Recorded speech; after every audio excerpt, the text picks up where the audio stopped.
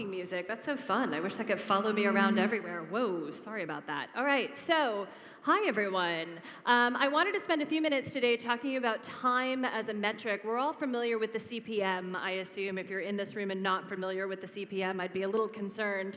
Hopefully, you're also familiar with the GRP, the CPC, the CPA, and we always drive to an ROI, right? We need a little bit more alphabet soup in our digital marketing world.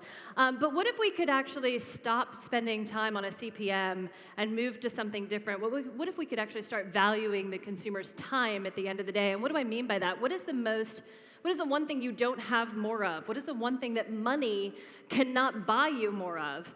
No matter how rich you are, no matter how poor you are, you still only have 24 hours in a day, the last I checked, right?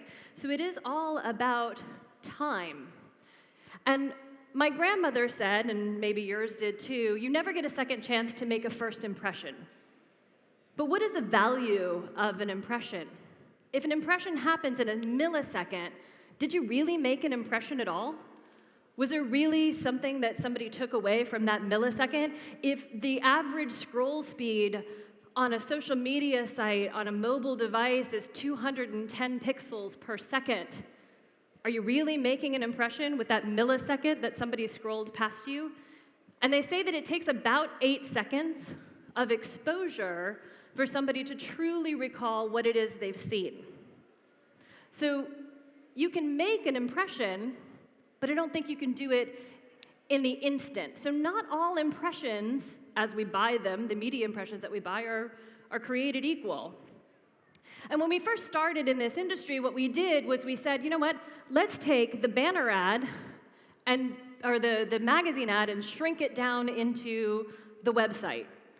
And then how are we going to charge for that? Well, we charge for magazines and the number of magazines that are printed, so we'll charge for the number of impressions, and we'll put this on a CPM as well. After all, it's stacked media. That seems to make sense. And we'll just take this ad unit and we'll put it into that ad unit and we'll call it a day. That all seemed well and good. And what were we measuring on? We were measuring on click-through rates and return on investment, and oh my gosh, please tell me that the click-through rate has finally died. Sadly, I don't think it actually has. We didn't actually give the consumer anything worth clicking on. That's the problem. We sat up here talking earlier with our friends at The Onion about bad advertising. Here's some examples. And I hate to pick on these companies, and hopefully none of them are actually in the room today, but we haven't given the consumer any value. So why would they click?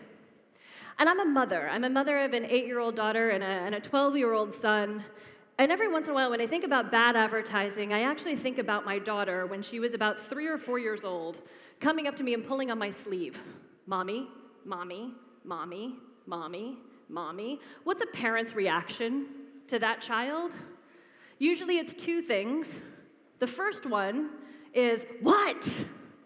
You're angry. Get away from me, kid. You're bothering me. I'm in the middle of something else. Clearly I'm not answering you, and you're driving me crazy, right? First reaction. Second reaction, when you get a little bit more sanity and or a little bit more wine in your system, is to say, maybe I don't want to encourage this behavior. So maybe instead I'll ignore it. Because if I ignore it, they'll stop. They'll realize that it's not behavior that's actually getting them the reaction that they want. So what have our consumers done because we've given them bad advertising, because we've annoyed them, because we treat them like targets as opposed to people? What do? They ignore us. They don't read our magazines anymore. They don't read our newspapers anymore. They skip over our television commercials, and they have something called banner blindness, right? They're ignoring us. So what do? We evolve, and that's a good thing. What do we evolve to? We evolve to sight, sound, and motion. We decide that what we need to do is actually give them something to engage with. Give them something interesting, giving something that's going to entertain, something that's going to delight them, something that's going to give them the promise of a better experience in advertising. This is a good thing. This is a good thing because we have solved on that promise of advertising as a service. If I know who you are and I can give you the right message in the right place at the right time, I'm actually giving you a service. And now advertising isn't as bothersome. But the problem is time. What we've solved for in time is the amount of time is not the amount of time that a user spends in front of an ad unit, but instead the time of day, the moment in their conversion cycle. We've solved for a moment in time, but not an exposure time.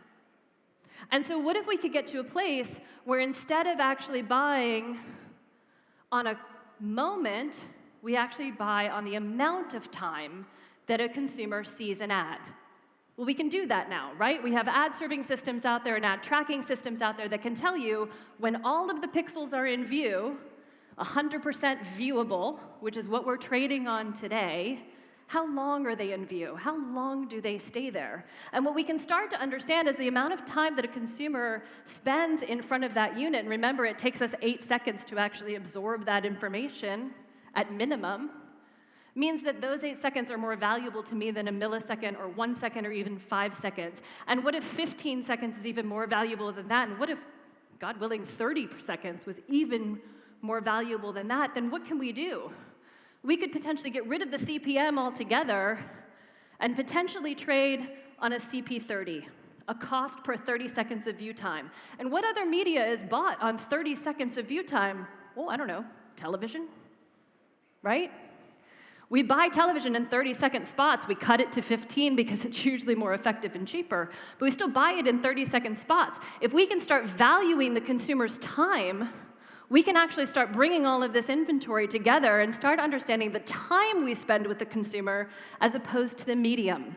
We eventually become medium agnostic and consumer-centric, which is exactly what the consumer is hoping from us, is that they'll treat me as a person, not as a person who happens to be in mobile, a person who happens to be in front of a magazine, or a person who happens to be watching a television commercial. So what does this do for the industry? Less is more. This is a win-win-win scenario across the board. This is an opportunity for the advertiser to buy fewer ads. And I'll let that sink in for a second. We can actually buy fewer ads because we're buying our ads smarter. We're buying our ads in such a way that we don't need as many of them because I know that for this product that I'm selling you, if I expose you to that product for a total of 60 seconds in 2 30-second increments, if you don't buy, I'm not going to expose you to it anymore. There is no point. Whereas right now, what I do is I say, I need to frequency cap my impressions by 5 or 7 or 10. We put these artificial frequency caps in. What do those frequency caps do? That's 5 milliseconds, that's 5 seconds, that's 5 minutes, depending on the content that they're consuming. Again, remember the conversation we were having earlier, not all content is created equal. So in deep, rich content sites, that scroll rate that I was talking about before is a lot slower. It's maybe 50 pixels per second. There's an advantage to that, right? Not all time is created equal. So we've got the advantage for the advertiser. I get to buy less, and I get to buy it better. Now, the difference is I'll probably pay more for it. So there's your advantage to the publisher. The publisher only has 24 hours of content in any given day, times the number of consumers that are coming to that site, unique consumers that are coming to that site. That is a much smaller marketplace than a total number of impressions that are served every day. That means you can charge me more. I'll be willing to pay more because it'll be more targeted, it'll be more interesting. Oh, and by the way, you'll probably make more, which then allows you to pay your writers, and it allows you to pay your content creators, and it allows you to continue to produce great content on behalf of your consumers, because after all, I don't think any of us are working for free. And if you are, I'd love to know how you're surviving. The third people that actually end up getting a reward for all of this is the consumer. No more are you driving me crazy with that lamp that I already purchased. I bought it. You should know I bought it. You should stop following me around and serving me 10,000 impressions for a product that I already purchased. Enough already. And I'm sure you've all been annoyed by it, right? Consumers have all been annoyed by this. This is exactly why we have things like banner blindness. So we've solved a problem for the advertiser, we've solved a problem for the publisher, and we've solved a problem for the consumer. And what did we deliver?